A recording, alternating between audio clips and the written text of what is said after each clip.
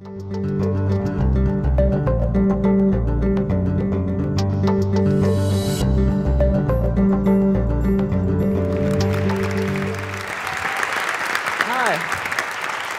I love parkour because I love to study cities, and I love to study exactly how we learn how to behave in cities.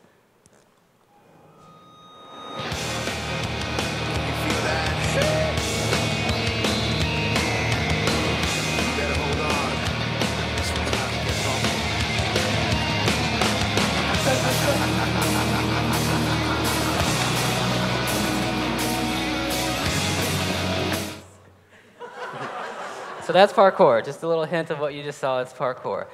So one of the things I really am passionate about, one of the things I really love to learn about is, like I said, the rules that we sort of learn and how expectations of behavior in city space. And I think parkour directly kind of challenges that, sort of points to it as arbitrary, because there's nothing necessarily natural about a sidewalk per se, right? We sort of make the rules on what these things mean. And so I think parkour can teach us a lot about city space and kind of how to look at it differently. And one of my favorite places to do parkour is in Indianapolis. I grew up outside of Indianapolis.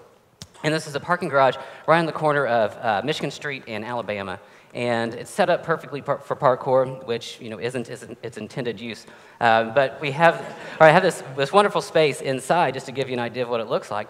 And so I'm running up the stairs, and I'm sort of vaulting from rail to rail. And you feel the materials, and you can feel the concrete, and it's kind of slick and dusty and oddly cold.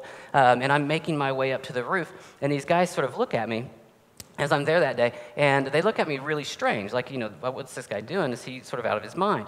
And the reason those looks come about is because there's nothing, or the expectation of that space and a behavior that you sort of expect to see that violates that script. Like, we see the stairs, we see the parking garage, and we sort of know what's supposed to happen, right? And parkour looks odd because it's at odds, or it's incongruent with the rules that we sort of made up for that space.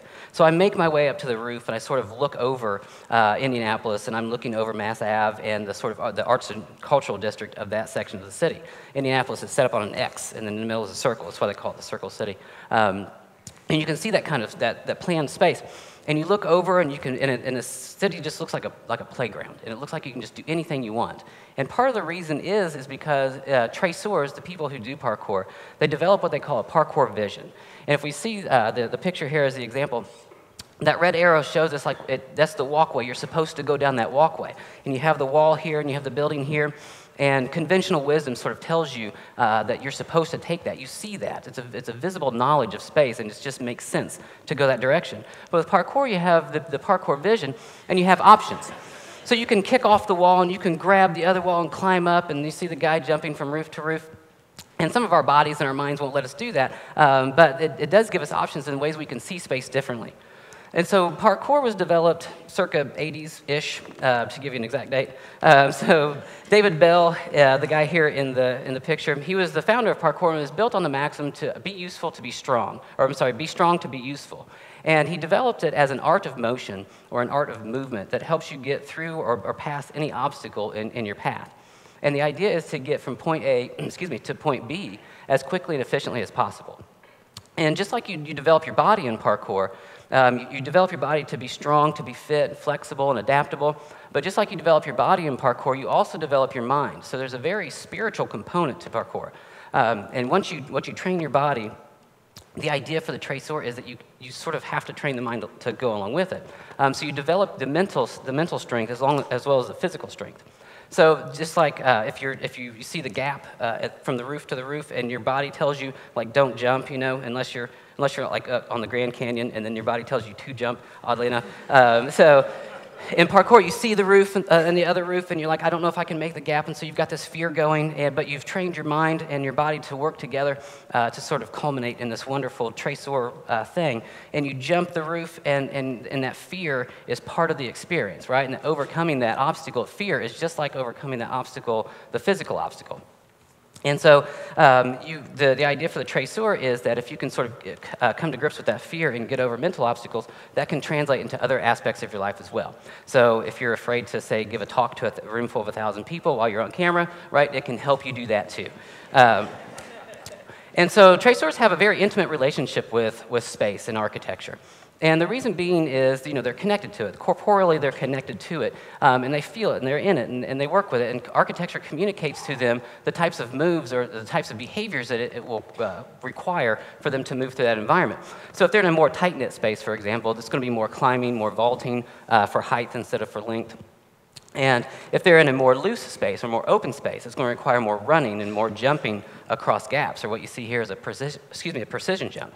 And so if you think about how architecture communicates to the traceur, just like, or communicates to us as well, in that it'll communicate sort of expected behaviors. So if you think about a tight-knit urban space, it's going to require different sort of interactions, or invite different interactions in a more loose space or more open space, like a rural environment. And the more that we have those interactions, the more it develops kind of a value or an expectation of behavior. And the way that those spaces are set up will inform or give us an expectation of how we're supposed to interact. And so these spaces are designed intentionally to give us experiences, or designed to sort of elicit certain experiences from us. Here's an example in France at a museum where the space itself is intended to give you access to the museum. And you're intended to go there and experience it in that way. And they're saying formally, like, if you're going to go counter to this experience of how we have it set up, then we're not responsible, essentially, for that out-of-the-norm behavior. Excuse me. And so city spaces are designed to get us to do all kinds of things. So we see the signs and the assemblage, we have the streets and the sidewalks, and all of those things are sort of put together to give us a shared sensibility of the space. And so we all kind of have this shared sense of how to use it and the behaviors that are expected. And oftentimes these expectations and how they're set up are most visible when they're violated. So if you see someone standing in the middle of the street, for example, that looks odd, or looks at odds with our rational thoughts, or what we've come to know as rational thoughts. If you see someone sitting in the middle of the sidewalk, like we're trying to walk down this sidewalk, it doesn't make any sense. It's counter to what we expect of that space. And so we have, the cities are set up to get us to do certain things, access functions, and they develop expectations of how to use it. And one of the best examples of how city space has been designed specifically to impact behavior is if we look at old France. So pre-Napoleon III, old France is sort of capricious. The streets don't make much sense. They're tiny, they're muddy, they're easily barricaded, which is really the problem. So if you don't like what the state is doing, you can barricade and you can revolt, right? So Napoleon comes in and he says, we're going to barricade-proof Paris. So he commissions the gutting, essentially, of the downtown area, and they really just wipe out all these streets and they make these incredibly wide boulevards. Specifically to, number one, it sanitizes the space, so disease isn't as rampant, so it has some benefits. But also, it's easier to get an army straight down the street to squash any kind of revolution you might try. And the boulevards are wide enough that it's really almost impossible to barricade, essentially, 4 lanes of traffic. But we see this closer to home, too. And Robert Moses, who was in charge of much of the planning for New York City, specifically the access to the parks, the way the parks were designed and access to them, he designed the bridges on the Long Island Parkway to be a little bit lower so that commuter buses had a hard time or difficult time accessing those parks. So the idea was that at the time, the commuter buses carried low-income and minority groups. So it made it really difficult for them to access the parks.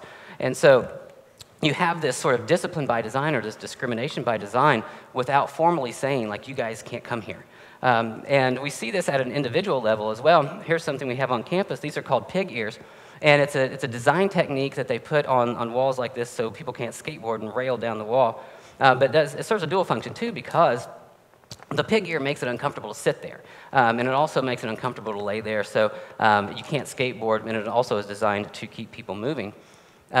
Here's another thing we have on campus. It's called a Baroque Enclosure, and this is to keep people out of the nuclear reactor.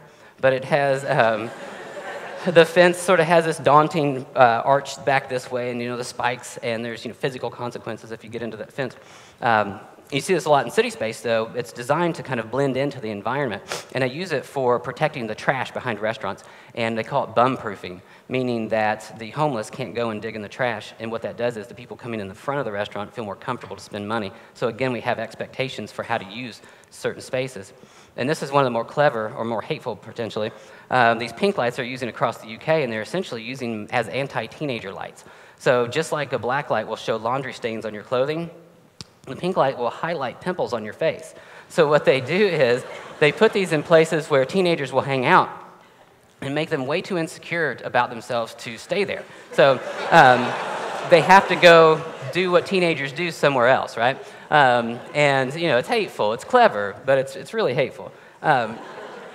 And so back to the parking garage, one of the things that I really love about parkour, and it teaches us these things, right? They do these things, these techniques in the built environment, and not to point out that there's these creepy ideas that try to keep us to do certain behaviors and not do others. But one of the things I want to point out to you with our time here is that parkour has the potential to really change our points of view. Because when I make it to the roof and I look over the buildings, I can see across Michigan Avenue there that there are clear discrepancies in socioeconomic status. And there's visible lines drawn between the haves and have-nots. The buildings look different. They look old and run down, but not in a charming kind of way, right? And so we can visibly see these discrepancies between people in city space. And so by being in places I hadn't been before, I can see things I hadn't seen before. And so my 3 or 4 block radius, I only lived a block away from there, but my 3 or 4 block sort of lifespan didn't let me see that. And maybe more importantly, it made it easier for me to ignore it. And so parkour has the ability to really change our points of view about things. And so why are changing our points of view important? So if you'll indulge me, we're going to do a thought experiment. So if you'll point at the dot and cover one eye, go on, this is all about breaking patterns, so don't be embarrassed. So point at the dot, it's green because we're doing go further. Close one eye, point at it. Everybody got it? Okay, now switch eyes. Cover the other eye. It moves, right?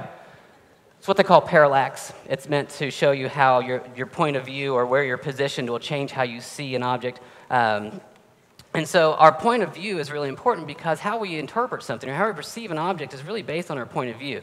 And so changing our point of view becomes really important, specifically with urban space. Gary Gumpert, the president of the Urban Communication Foundation, he says that essentially 50% of our population right now on Earth lives in an urban environment. In 35 years, that's going to jump to 75%. So clearly we need to reevaluate or think differently or change our points of view about how we can use urban space or what sorts of things we can do with space. So for example, a dark and scary alley that you may not go to can become maybe an outdoor movie where we can connect differently with people. And so I want to leave you with a couple of challenges today because parkour isn't, it's not an endpoint. It's not an answer per se.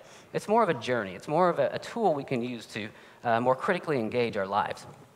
And so I want to challenge you to think about what sort of routines or parameters have been put on your thinking or have limited your thinking because of routine, right? And what can we do to kind of challenge that?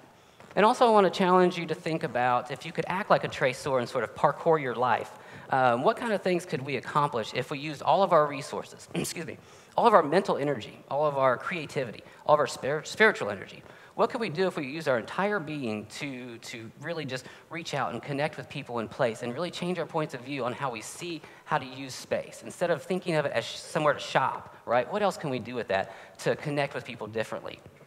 What would that do for our culture? What would that do for our communities? Could they thrive in different and better ways? And could we lead happier, more healthy lives? Thank you.